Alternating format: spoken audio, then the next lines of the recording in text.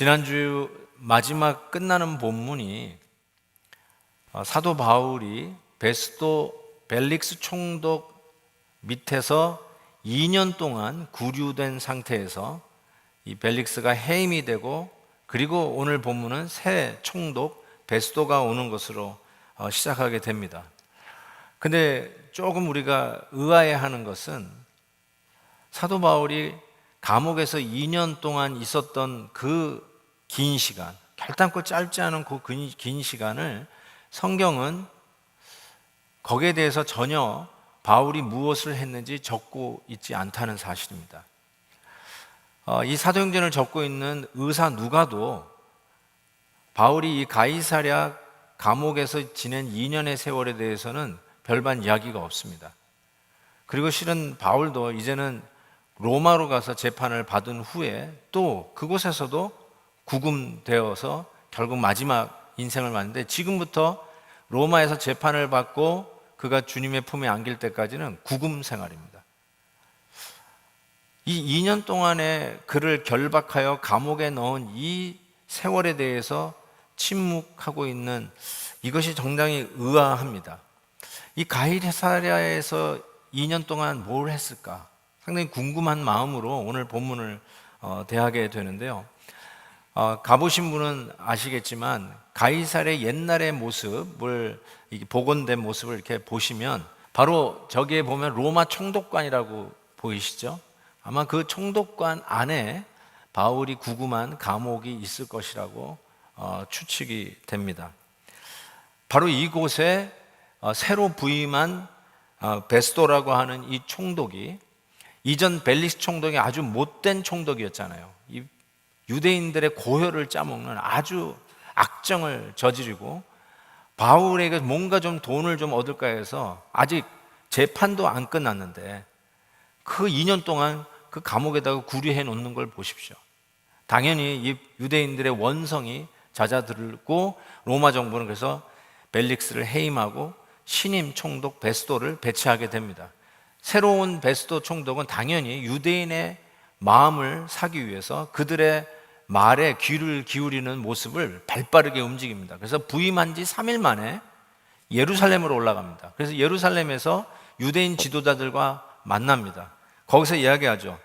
도대체 뭘 해주기를 원하냐고 하면서 이 유대인 지도자들과 소통을 시작을 합니다. 신임 총독이니까 웬만하면 그 얘기를 들어주려고 하지 않겠습니까? 그런데 참 놀랄만한 일은 2년이 지났는데도 그들은 이 새 총독에게 뭘 요구하냐면 바울을 예루살렘으로 데려와서 그 재판을 하게 해달라고 하는 요구를 합니다. 정말 하나도 변하지 않았습니다. 그 어떻게든지 바울을 잡아 죽이려고 하는 이 악한 마음이 어찌 2년이 지나도 여전히 있을까? 참 놀랄만합니다. 그런데 이 요청을 이 베스도 신임 총독이 그들이 정말 재판을 위한 것이 아니라 가이사랴에서 예루살렘으로 다시 데리고 오는 그 길 도중에 바울을 암살하려고 하는 음모를 알았던 것 같습니다. 그래서 아주 지혜롭게 너희들 중에 직접 가이사랴로 내려와서 가이사랴에서 재판을 하자라고 하는 아주 지혜로운 제안을 하게 됩니다. 그리고 나서 바울을 2년 만에 감옥에서 끄집어내서 재판을 받는 장면이 25장, 26장에 걸쳐서 나오게 됩니다. 그들이 대는 모든 고발 사건들은 역시 아무런 증거를 댈 수가 없었습니다. 왜요? 거짓 증거였기 때문에 그렇습니다.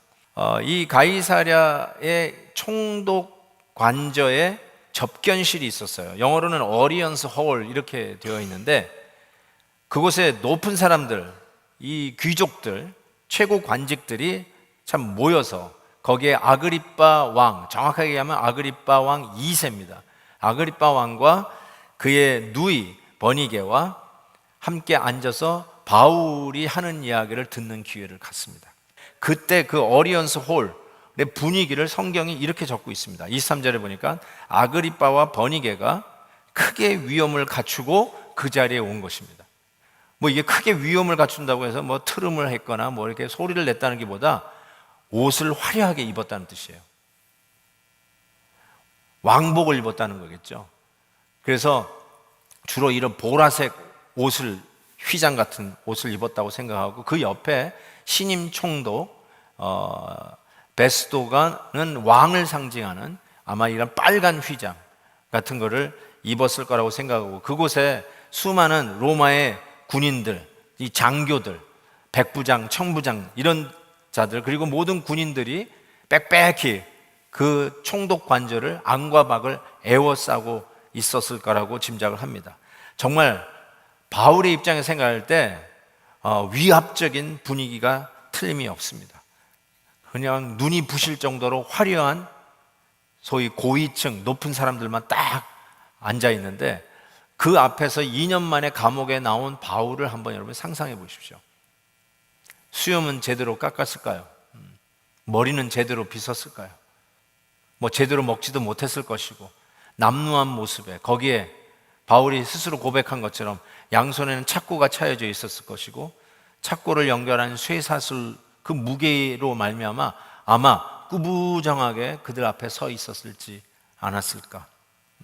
냄새가 펄펄 나고 누가 보더라도 볼품없는 사도 바울의 모습. 근데 그가 발언권을 얻어서 그 대단한 사람들 앞에서 말씀을 하는데요, 이게 웬일입니까? 하나도 꿀리지 않아요.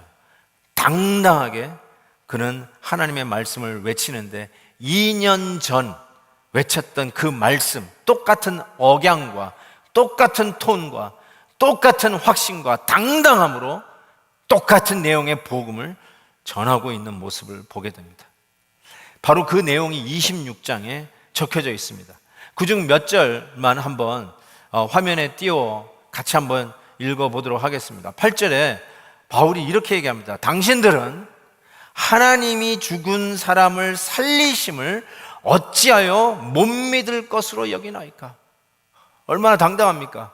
어떻게 부활의 메시지를 전하는데 이것은 하나님이 왜 이거를 못한다고 여러분 생각하십니까? 하고 당당하게 외치는 거죠. 부활 때문에 계속 재판받고 모의당하고 정말 살해당할 위험을 겪고 있는 그 순간에 오히려 더 당당하게 하나님이 죽은 사람을 왜 못 살리십니까? 하고 외치는 것이죠. 19절에는 이런 말씀이 있어요. 아그리빠 왕이요, 그 화려한 옷을 입고 있는, 크게 위엄을 차려입고 앉아있는 그 아그리빠 왕을 향해서 하늘에서 보이신 것을 내가 거스르지 아니하고 먼저 다메섹과 예루살렘에 있는 사람과 유대 온 땅과 이방인에게까지 회개하고 하나님께로 돌아와서 회개에 합당한 일을 하라 전함으로, 유대인들이 성전에서 나를 잡아 죽이고자 하였으나 하나님의 도우심을 받아 내가 오늘까지 서서 높고 낮은 사람 앞에서 증언하는 것은 선지자들과 모세가 반드시 되리라고 말한 것밖에 없으니, 곧 그리스도가 고난을 받으실 것과 죽은 자 가운데서 먼저 다시 살아나사 이스라엘과 이방인들에게 빛을 전하시리라 함이니이다. 그의 당당함에 놀란 자들이 베스도 총독이었어요. 그래서 총독이 뭐라고 그러는지 아세요? 바울아, 네가 미쳤도다. 네 많은 학문이 너를 미치게 한다 하니, 바울이 또 여기에 답을 하죠. 베스도 각하여, 내가 미친 것이 아니고 참되고 온전한 말을 합니다. 저는 이런 모습이 너무 멋있습니다. 예수 믿는 사람들의 당당한 모습 같아서 너무 멋집니다. 아무리 권세 있는 사람들이 우리에게 위압감을 주고 우리를 억누리고 우리를 결박시키려고 하더라도 결단코 그 앞에서 당당하게 복음을 외치는 이 성도의 모습에 가슴이 시원해집니다. 아그리빠 왕을 향해서 바울이 또 이렇게 외칩니다. 왕께서는 이 일을 아시기로 내가 왕께 담대히 말하노니 이 일이 하나라도 아시지 못함이 없는 줄 믿나이다. 이 일은 한쪽 구석에서 행한 것이 아니니이다. 우리 주 예수 그리스도의 십자가 사건과 그분이 다시 부활하시고 그 부활의 사건을 목격한 자들이 서로 부활의 증거를 나누는 이 일들은 누가 저 구석에서 만들어내는 음모, 조작된 이야기가 아니라 대명천지에 밝은 대낮에 서로 이야기하며 나눈 얘기, 유대인의 왕으로 이 일이 여태까지 진행된 거 아시지 않습니까? 이게 누가 만들어낸 말이 아니라 분명하게 있었던 일을 당신은 아시지 않습니까? 하고 당당하게 얘기했더니 아그리빠 왕이 뭐라고 그러는지 아세요? 네가 적은 말로 나를 권하여 그리스도인이 되게 하려는도다. 날 꼬셔서 예수 믿게 하려고 하는도다. 뭐 그런 말이겠죠. 그랬더니 바울이 이렇게 합니다. 내가 말이 적으나 많으나 당신뿐만 아니라 오늘 내 말을 듣는 모든 사람도 다 이렇게 결박된 것 외에는, 자 여기 보세요, 나와 같이 되기를 하나님께 원하나이다. 바울이 이런 말을 했어요. 내 말을 듣는 여러분들이요, 나와 같이 되기를 원하나이다. To become what I am. 지금 바울은 뭐가 대단합니까? 감옥에 2년 동안 갇혀 있으면서 아무 말도 할 수 없었던 자, 아니 어쩌면 아무 업적도 없었던 그냥 감옥에 구류되어 있는 죄수 이 바울이 도대체 이게 맨정신으로 할 얘기입니까? Be like Paul, 나같이 되라. 뭐가 이렇게 대단하다고 이런 말을 할 수 있느냐라는 것입니다. 도대체 바울에게는 무슨 자존감이, 무슨 자신감이 그렇게 있었길래 내 말을 듣는 모든 사람들이 나처럼 되었으면 좋겠다라고 하는 말을 하는 것입니까? 도대체 이게 무슨 의미일까요? 저는 여기서 자존감, self-esteem과 주종감, Christ-esteem의 분명한 차이를 짚고 넘어가야 될 것 같습니다. 자존감이 있고 주종감이 있습니다.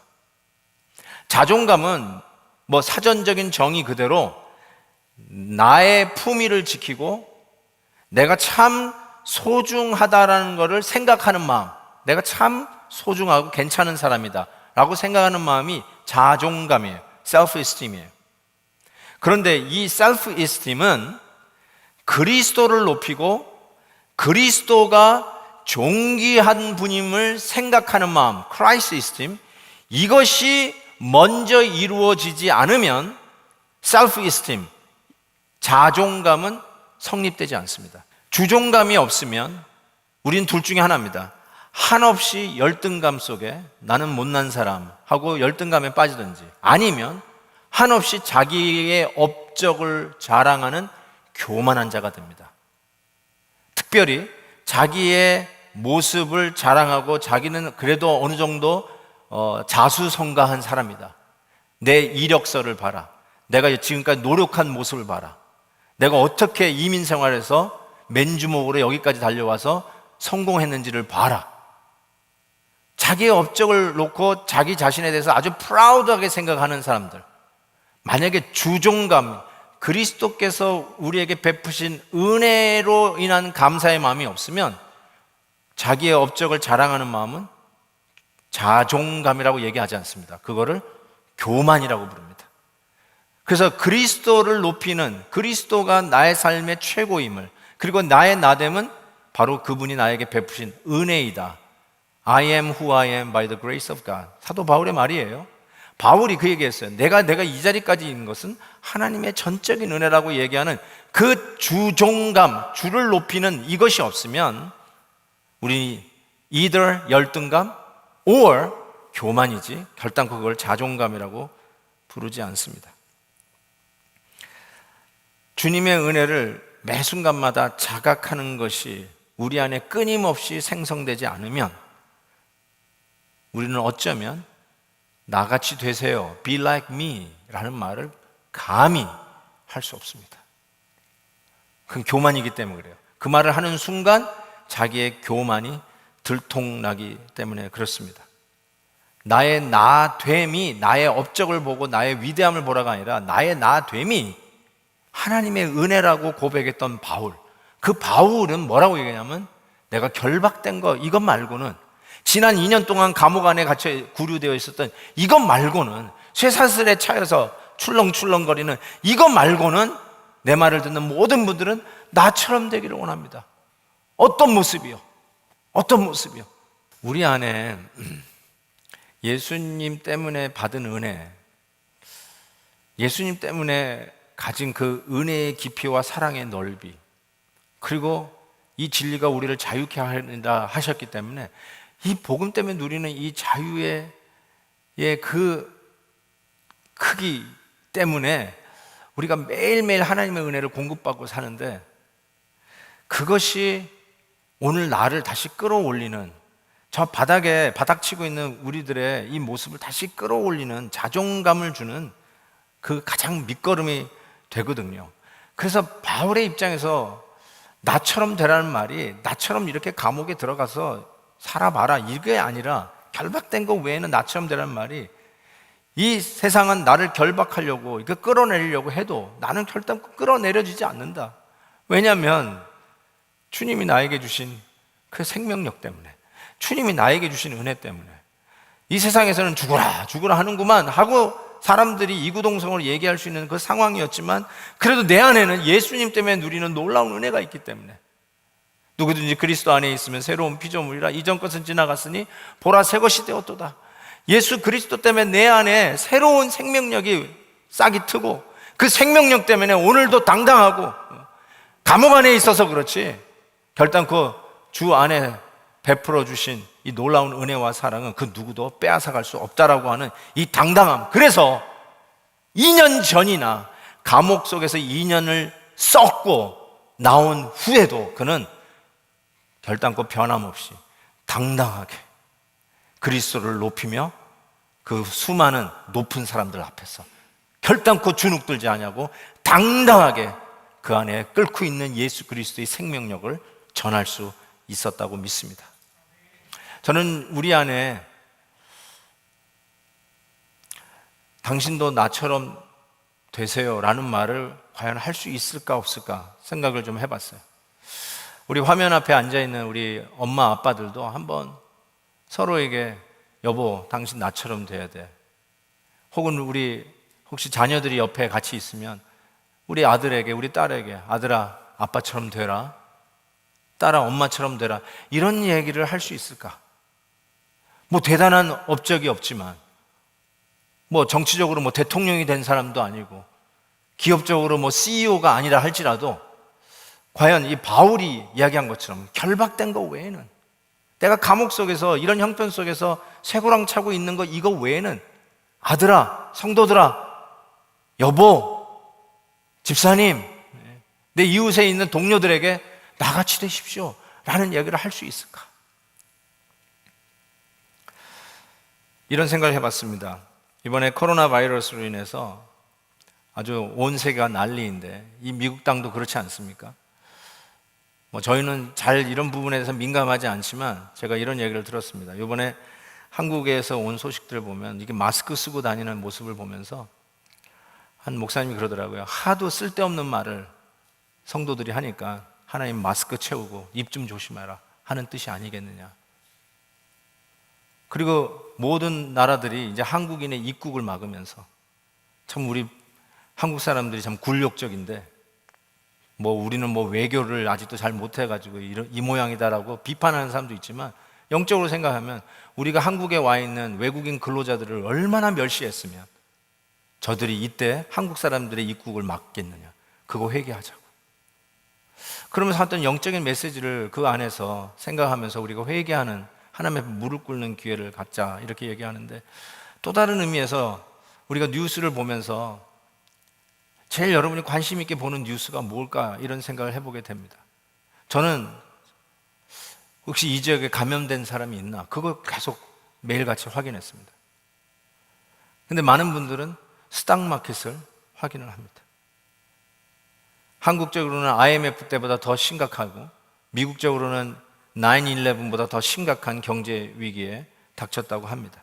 스탁마켓이 역사적으로 최하로 폭락했다라고 하는 뉴스를 들으면서 혹시 여러분 마음에 이번 주부터 이제 예배당에 나와서 예배 드릴 수 없습니다 라고 하는 메시지를 받았을 때와 스탁마켓이 저 밑바닥을 쳤을 때의 메시지를 들었을 때와 어느 것이 더 가슴이 철렁거렸습니까? 어느 메시지가 여러분에게 더 심각한 메시지로 다가왔습니까? 코스코에 물을 사러 가거나 화장지를 사러 가거나 어떤 물건을 사러 가거나, 요즘 뭐 어떤 마켓이든지 간에 뭐 트레이더조든지 랄프스든지 필요한 생필품 사러 갔는데 텅텅 비어있는 쉘브를 보고 여러분이 느꼈을 그런 마음과 이번 주일부터 예배당에 나와서 예배드릴 수 없고 온라인으로 대체한다는 이 뉴스를 들었을 때와 어느 게 여러분에겐 더 가슴이 아프게 와 닿습니까? 우리의 삶이 물에 있는 게 아니고 화장지에 있는 게 아니고 우리의 삶은 전적으로 하나님께 달려있는 것을 우리는 믿습니다.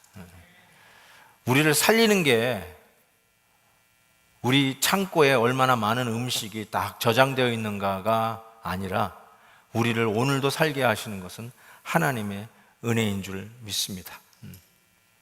바울처럼 결박된 것 외에는 나처럼 되기를 원하나이다. 그것이 무엇일까 생각하면 생각할수록 이렇게 코로나 바이러스 때문에 힘든 것 말고는 코로나 바이러스 때문에 우리가 마치 바울이 2년 동안 결박된 것처럼 예배를 못 드리는 이러한 상황을 결박이라고 우리가 표현한다면 예배를 마음껏 드릴 수 없어서 이렇게 묶여있는 이 결박의 이런 상황들 말고는 나처럼 되기를 원합니다 라고 할 때 그것은 무엇일까? 아무리 힘들어도 내가 예수님을 사랑해서 오늘도 하나님을 예배하기 위해서 예배를 내가 타협할 수 없지 해서 오늘도 화면 앞에 모여있는 우리 베델 성도님을 생각한다면 그거 아닐까요? 뭐 대단한 업적은 내가 가진 것이 없다 할지라도 그래도 내 안에 예수님 때문에 다시 소망을 갖고 이전에 실패했던 모습이 있다 할지라도 그것으로 좌절하지 않냐고 예수님이 나에게 주신 소망으로 나는 그리스도 안에서 새로운 피조물이고 바로 제2의 인생을 살게 하셨다는 그 은혜 때문에 다시 굴하지 않냐고 일어나는 7.8기의 믿음을 가졌다면 바로 그 믿음을 우리 자녀들에게도 아들아 딸아 Be like daddy, be like mommy 믿음 안에서 우리가 노력하려고 하는 그 모습을 당당하게 이야기할 수 있지 않을까요? 이전의 나의 모습은 정말로 부끄럽게 짝이 없고 이기적이고 함부로 말을 하고 신경질이나 부리고 말도 함부로 하고 그랬지만 예수 안에서 다시 태어나서 사람들이 우리의 말이 더욱더 순화되고 사랑하는 사람이 되고 남을 비판하기보다는 격려하는 말을 먼저 하기 시작하고 환경 탓하고 불평하는 말을 쏟아내기보다는 내 안에 감사하는 마음이 예수님 때문에 생기기 시작했다면 저는 그 마음을 가지고 Be like me, be like me. 내가 몸이 좀 아파가지고 늘 이렇게 신음신음하고 또 병에 걸려가지고 또 암투병 중에 있지만 아들과 딸아 이렇게 병 걸려가지고 몸이 연약한 거 이거 말고는 그럼에도 불구하고 내가 예수님 사랑하고 예수 때문에 굴하지 아니하고 하루하루를 감사하며 살아가는 그 모습 우리 자녀들에게 이야기하면서 Be like me 나처럼 되라고 이야기할 수 있는 것이 아닐까요? 2년 감옥 생활 성경에서는 침묵했지만 결단코 짧은 세월이 아닙니다. 코로나 바이러스가 브레이크아웃 한 지가 한 달 됐나요? 근데 1년이 지난 것처럼 어마어마한 일들이 많이 벌어졌어요. 그 정도로 한 달에도 수많은 일이 일어나는데 그것을 12곡, 그러니 12달, 그리고 또 12달, 그게 2년입니다. 엄청난 시간입니다. 동쪽에서 번쩍, 서쪽에서 번쩍하는 사도 바울 아닙니까? 1차 전도여행, 2차 전도여행, 3차 전도여행 쉼없이 달리고 가호를 방문하면서 예수 그리스도를 전하고 교회를 세워도 시원치 않은 게 사도 바울 아니었습니까? 그런데 하나님께서 사도 바울을 딱 2년 동안 감옥에 가다 놨어요.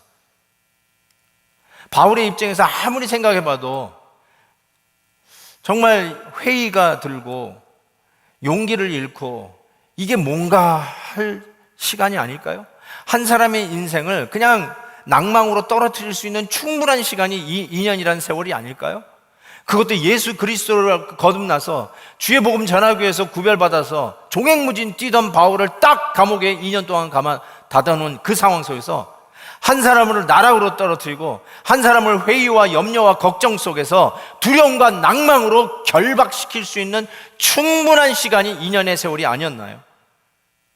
이제는 예수 안 믿을래요, 주님 일 안 할래요 하고 자포자기할 수 있는 그 2년의 결박이라고 하는 그 세월이 무색하게도 감옥 안에서 2년 만에 나온 바울의 그 입술에서 선포되어지는 메시지는 그 2년 전의 당당함 그대로, 2년 전에 외쳤던 그 씩씩함 그대로, 그 내용에 조금 더 변함이 없이 오늘도 예수 그리스도의 주되심과 하나님의 은혜의 복음을 전하는 일에서 당당한 것은 그 전이나 그 후나 똑같다는 사실이에요.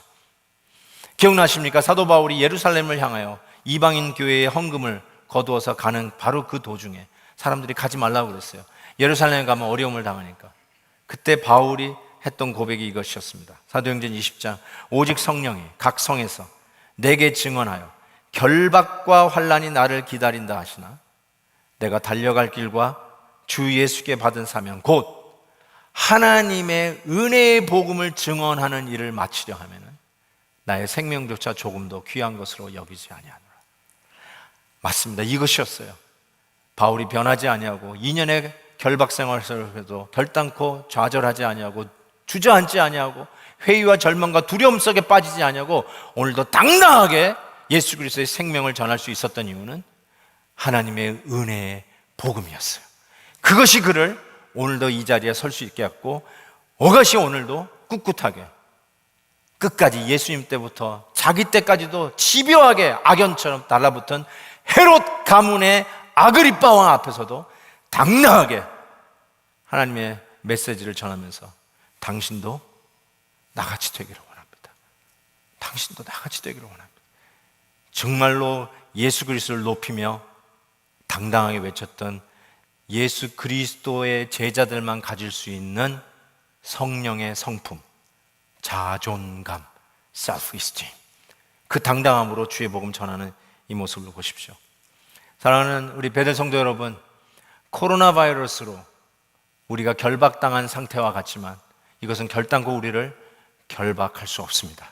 오히려 이때 더욱더 당당하게 예수 그리스도의 은혜의 복음이 우리를 다시 일으키고 우리를 좌절하게 하고 있는 어떤 상황도 불구하고도 다시 예수 그리스도의 복음 때문에 일어서는 우리 베델의 성도 되어서 이 어두운 결박의 시대에 우리 주 예수 그리스도의 빛을 더 선명하게 드러내는 우리 바울의 가정들이 되기를 주의 이름으로 축복합니다. 우리 영상 앞에 모여있는 우리 베델 가족들도 함께 고개 숙여서 특별히 옆에 우리 가족들이 있으면 가족의 손을 잡고 기도했으면 좋겠습니다. 특별히 자녀들이 옆에 있으면 얘들아 아빠처럼 되라, 엄마처럼 되라, 이 말을 할 수 있는 믿음의 부모 되도록 기도했으면 좋겠습니다. 대단한 엄마 아빠는 아니지만 그래도 내 안에 예수 그리스도의 생명이 있단다, 하나님의 은혜의 복음이 내 안에 있단다. 오늘 우리 가정이 여기까지 오게 된 건 하나님의 은혜다. 그 은혜를 높일 수 있는 그 마음이 있다면 우린 자녀들에게 나같이 되라, be like me, 그렇게 이야기를 할 수 있지 않을까요? 나의 업적을 자랑이 아니라 하나님의 은혜를 높이는 그 말, 나같이 되라, 할 수 있지 않을까요? 우리 한번 함께 가족이 손을 잡고 기도하면서 하나님, 우리가 이 은혜를 누리게 해주시고 예수님처럼 그리고 바울처럼 그 은혜를 누리며 살아가는 우리 가족이 되게 해달라고, 그리고 이번 코로나 바이러스로 모든 공예배가 잠시 동안 온라인으로 돌아가는 이 상황 속에서도 우리의 믿음 잃지 아니하고 더욱더 열심히 주의 은혜를 사모하면서 이 어려운 결박의 시대를 당당하게 뚫고 가는 우리 베델의 가족이 될 수 있도록 우리 서로를 위해서 기도해 주시고 감염된 지역에서 신음하는 하나님의 교회들을 위해서 우리 같이 한번 우리의 입술로 고백하면서 기도하는 시간 갖겠습니다.